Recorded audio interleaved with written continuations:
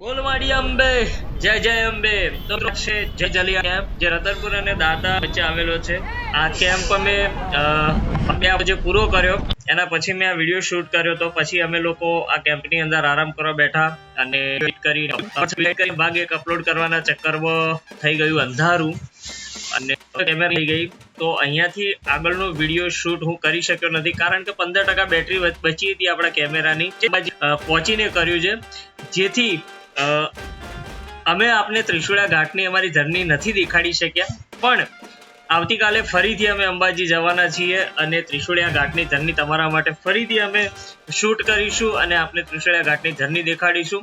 Till નાઉ તમે અંબાજી માના દર્શન કરો. અમે તમને હવે લઈ જઈશું ચાસર ચોકની અંદર. તો જય ભવાની જય અંબે.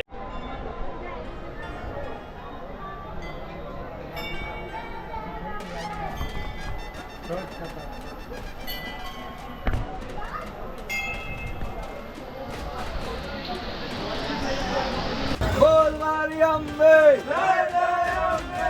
બોલ મારી અંબે જય જય અંબે. બોલ મારી અંબે જય જય અંબે. તો મિત્રો ફાઇનલી આજુબાજુ અમે અંબાજી પહોંચી ગયા હતા ત્રિશુળિયા ઘાટ ઉપર ચાલીને. અને સૌ અગત્યની બાબત એ હતી કે મંદિર 12 વાગે બંધ થવાનું હતું અને 11:15 અમે અંબાજી મેઇન લાઇનની અંદર મંદિરમાં જઈએ અને શ્રી આદ્યશક્તિ અંબિકાના અને તરત જ મંદિર બંધ થઈ ગયું. અમે ખુલ્લા હતા. મંદિર બંધ થતા પહેલા અમને દર્શન થઈ ગયા.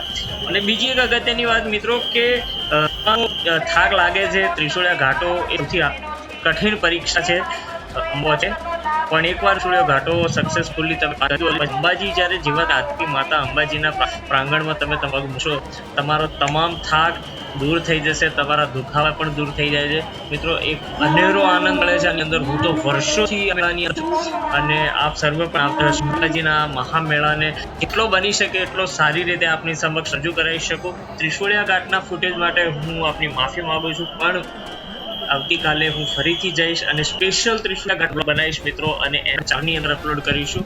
આઈ હોપ કે તમને અમારો આ વિડીયો ખૂબ જ પસંદ આવ્યો છે. અમારા દર્શન કરાવી શકો. મંદિરના ફૂટેજ નથી લઈ શક્યો કારણ કે તે અલાઉડ હોતો નથી. તો ફરી મળી નવા બ્લોગ સાથે ફરીથી ભાગ 4માં મળીશું આપણે. ત્યાં સુધી જય અંબે જય અંબે.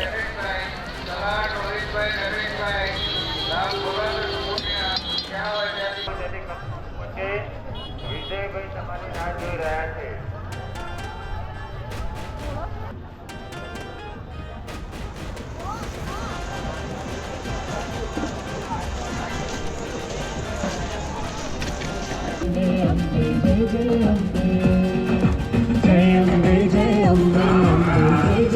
રામ સાધુજી પ્રભુમાં જય